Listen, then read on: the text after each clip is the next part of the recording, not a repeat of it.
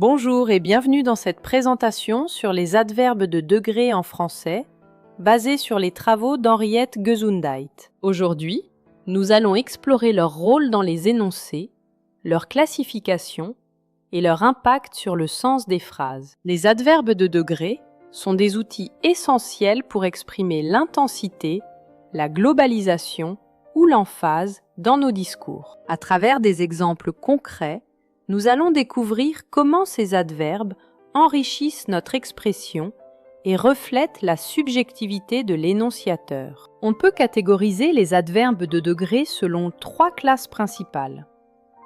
Les adverbes d'intensité, qui expriment un certain degré plus ou moins haut, comme partiellement ou extrêmement. Les adverbes d'emphase, qui marquent la validation ou l'authenticité, comme franchement, parfaitement ou vraiment.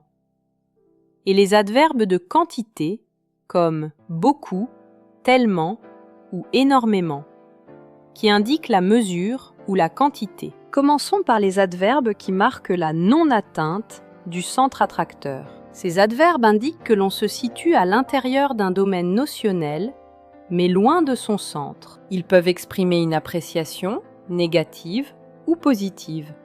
Par exemple, à cause des coupures budgétaires sévères, l'ACL ne peut rembourser que les frais de voyage des conférenciers, et ce, partiellement. Ici, l'adverbe partiellement exprime une appréciation négative de l'énonciateur qui souligne que le remboursement est limité et insuffisant. Un autre exemple. Je pense qu'ils vont suffisamment m'insulter dans un premier temps. Dans ce cas, l'adverbe suffisamment exprime une appréciation positive, car il indique que le degré nécessaire pour valider le résultat a été atteint. Passons maintenant aux adverbes qui renvoient à un haut degré sur le domaine notionnel. Ces adverbes peuvent être divisés en 2 catégories, les adverbes de manière et les adverbes de degré pur. Les adverbes de manière, comme merveilleusement, fabuleusement ou fâcheusement, expriment une connotation qualitative. Les adverbes de degré pur, comme extrêmement, énormément ou tellement, expriment une intensité sur une échelle graduelle.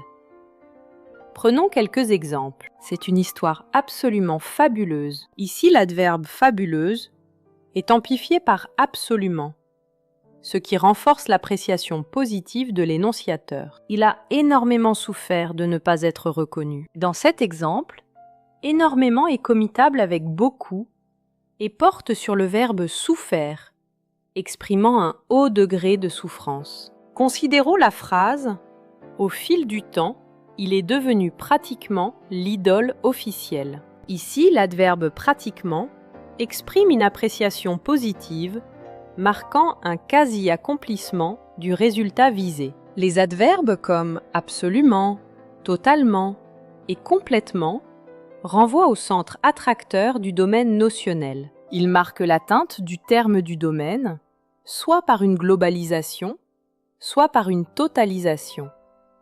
Exemple, c'est une révolution absolument radicale dans l'histoire de la pensée. Ici, absolument renvoie à un extrémum, le centre attracteur du domaine radical. Votre livre m'a beaucoup plu, parce que j'ai vu là une sorte de transposition de ces romans du XVIIIe siècle, où des brigands racontent des aventures totalement romanesques. L'adverbe « totalement » exprime une prise en compte de tous les éléments du domaine romanesque. Dans cet autre cas marquant, il était complètement censuré. Complètement renvoie à une globalisation totale de la censure. Enfin, les adverbes d'emphase, comme vraiment, exactement, parfaitement et carrément, marquent une identification parfaite de l'occurrence au prototype du domaine, appelé centre organisateur dans la théorie des opérations énonciatives d'Antoine Culioli.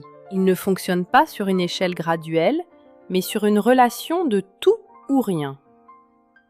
Exemple. J'ai été très frappé de voir que l'histoire de l'antisémitisme allemand est exactement annonciatrice de ce qui va se passer. Ici, exactement souligne une correspondance parfaite entre 2 éléments. Marano Mon personnage en est parfaitement conscient. L'adverbe parfaitement exprime une adéquation totale entre la conscience de Marano et l'idée de la conscience idéale. Ça, c'est carrément la recherche qui n'aurait pas été publiée. Avec carrément, l'énonciateur insiste sur l'idée que l'absence de publication aurait concerné l'ensemble de l'œuvre. On trouve par ailleurs des adverbes de quantité, comme l'adverbe énormément, dans « j'ai vu énormément de gens »,« j'ai vu Goldsmith »,« j'ai vu des avocats »,« j'ai vu des banquiers ». Énormément est utilisé pour insister sur une quantité importante ou une grande fréquence. L'adverbe a un impact sur la communication, car il renforce l'idée d'une expérience vaste et marquante. En conclusion, on peut dire que les adverbes de degré en ment servent à nuancer et enrichir l'expression. Les adverbes de degré permettent d'exprimer des intensités variées et des appréciations fines. Ils sont le reflet de la subjectivité.